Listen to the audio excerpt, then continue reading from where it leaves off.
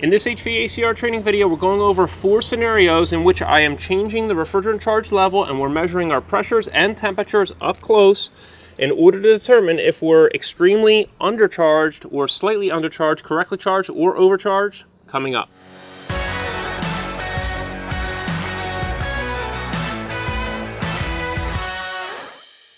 If you haven't got a chance to check it out, we have our refrigerant charging and service procedures for air conditioning book. We have our 1000-question workbook and our polystyrene quick reference cards available over at acservicetech.com.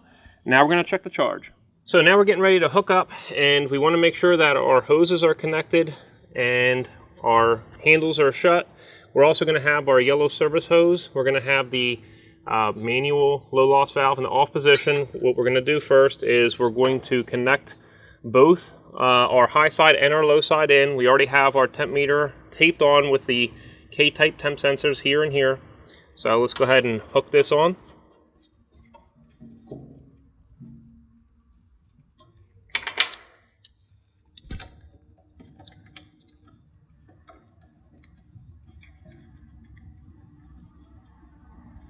And now I want to purge the air out of this hose right here. So in order to do that, I'm going to open both handles at the same time because this system is equalized.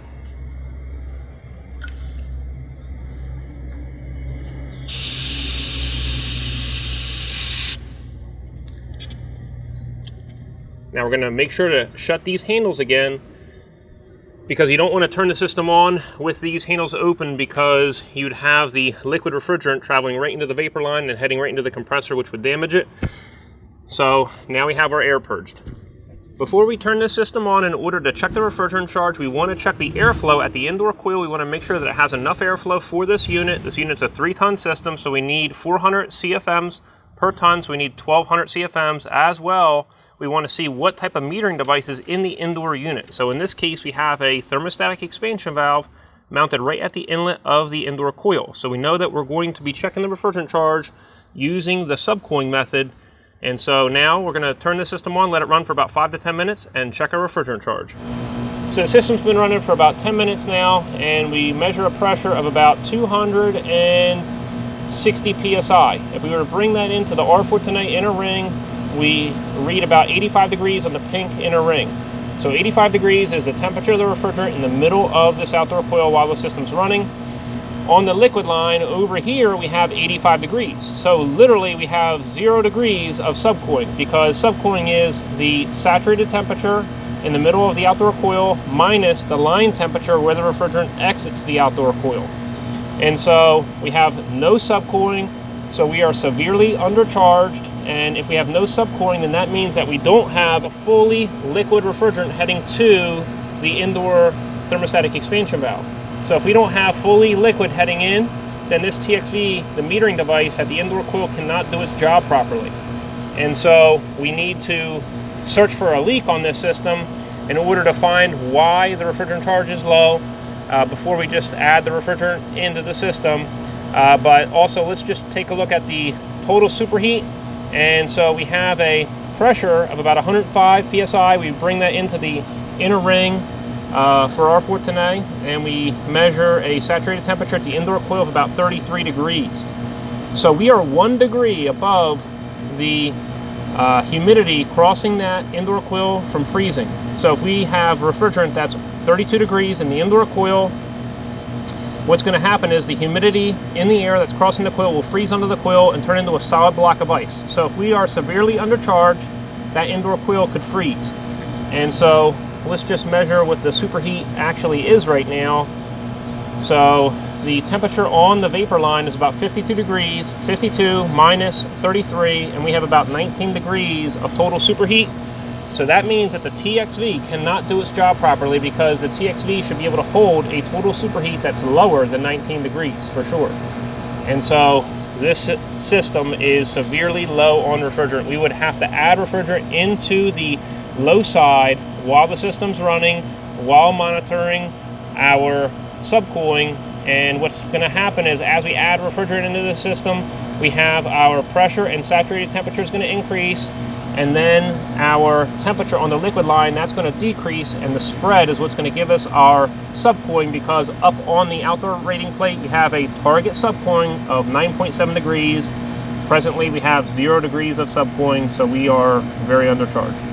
So right now also our indoor delta T, which is the change in the temperature across the indoor coil, that's only 13 degrees when it should be maybe about 18 degrees. And anytime that we're undercharged, we're not going to have a good heat exchange inside the building or outside the building. And so we need to determine where the refrigerant leak is in order to fix it. So we've had the system running for about 10 minutes after adjusting the charge, and we're at about 275 psi.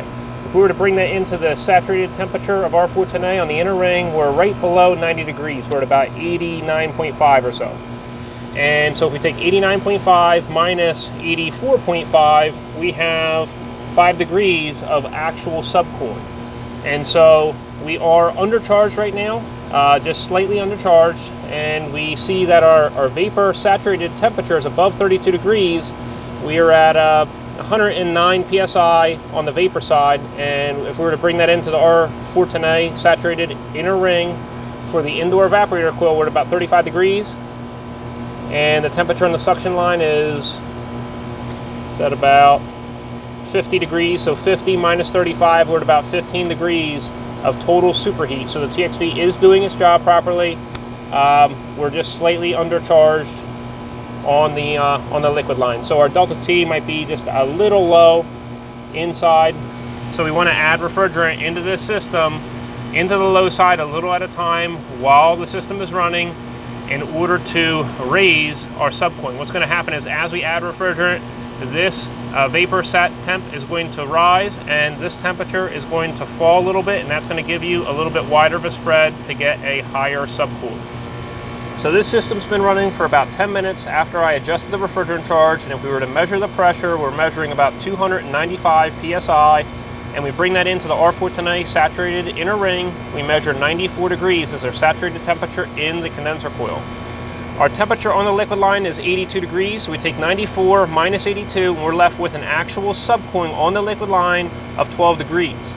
So 12 degrees minus our target subcooling up on the rating plate of 9.7, and we have 2.3 degrees higher of a subcooling than on our target. So that's okay, as long as we're plus or minus 3 degrees away from what our target subcooling is up on the rating plate, then our refrigerant charge is correct. And I like to set my actual subcooling maybe about 1 degree higher than what our target is anyway. So that is good. Now, even though we know our subcooling is correct, we always check the superheat because we want to make sure that the TXV is doing its job properly. And so we have a vapor pressure of about 111 psi. If we were to bring that into the saturated inner ring for R-410A, we measure right about 36 degrees, and the temperature on our vapor line is about 49 degrees. So we take 49 minus 36, and we have about 13 degrees of total superheat. So we know that the TXV is doing its job properly, and so we are good there. So the system's been running for about 8 minutes now, and what we do is we're going to measure the subcooling. We have our temp meter right here on T1 measuring our liquid line temperature, and you see it's measuring about 81.5 degrees. And we have our red hose on our small liquid line, and we're measuring a pressure on the red gauge of about 375 psi. If we were to bring that into the saturated temperature for R-410A, which is the pink inner ring, we're looking at 112 degrees. And 112 degrees is the temperature of the refrigerant in the middle of this outdoor coil. So as the refrigerant changes from saturated into a liquid, as it's making multiple passes through that outdoor coil, it comes over to the liquid line and it drops in temperature. So we take our saturated temperature in the middle of the coil minus our line temperature, and we're left with 112 minus 81, and we have 31 degrees of subcooling. Now, our target subcooling is posted up on the outer rating plate, and this one right here says 9.7 degrees as our indoor TXV subcooling. So we are severely overcharged. So we're very overcharged, and the reason for that maybe a technician tried to check the charge of the system when they had a dirty filter. Maybe the technician had a dirty filter, which meant that you had low indoor airflow, which means that maybe the saturated temperature over on this gauge was below freezing. So to bring this saturated temperature up and this pressure over here up, maybe the technician actually added too much refrigerant into this system. You got to remember that when a system has a thermostatic expansion valve, when you add refrigerant into the system, this TXV is going to try to hold the superheat on this side at a steady number. So it's going to be holding maybe about 8 degrees to 16 degrees or so. It's typically going to be about 8 to 12, but it may be somewhere between 8 or 7 and 16 degrees, somewhere around in there depending on the indoor heat load. So let's just check the superheat, which is the line temperature here minus the saturated temperature here. So on the low side we have a temperature of 54.4 minus 39. So let's take 54 minus 39 and we're left with 15 degrees of total superheat. So the TXV is doing its job even though we're overcharged. So anytime you're overcharged, you're just basically wasting electricity and you don't have as good of a heat transfer at the outdoor coil because you're filled too much with liquid and not enough with saturated refrigerant. In order to correct this problem, what would need to happen is we would need to recover refrigerant out of this small liquid line, and we would need to take our yellow service hose and connect that to a recovery bottle. While the system runs, this pressure will be higher than the recovery bottle pressure, and so we could allow refrigerant to exit this system and enter the recovery bottle. And just do that a little at a time to decharge the system. Now remember that you can't do that too much because when you're recovering refrigerant while the system is running, you're going to have oil leaving the system and entering that recovery bottle. So you could also turn the system off and use a recovery machine while the system is off instead. I hope this video helped you learn how to check the refrigerant charge of an R-410A air conditioning system. And if you want to learn more about checking the charge or preparing a system for refrigerant or troubleshooting, make sure you check out our refrigerant charging and service procedures for air conditioning book. We also have a 1,000-question workbook that tests your knowledge, and we also have a self-study guide that comes with this so that you can check your answers. And we also have quick reference cards that you can use out in the field. Now these are made out of polystyrene, so they hold up really well outside. And so you can throw them right in your service bag and they'll be fine, but they also are there in order to help check the charge and the troubleshoot. So make sure you check all these out over at acservicetech.com and over on Amazon. Hope you enjoyed yourself. We'll see you next time at AC Service Tech channel.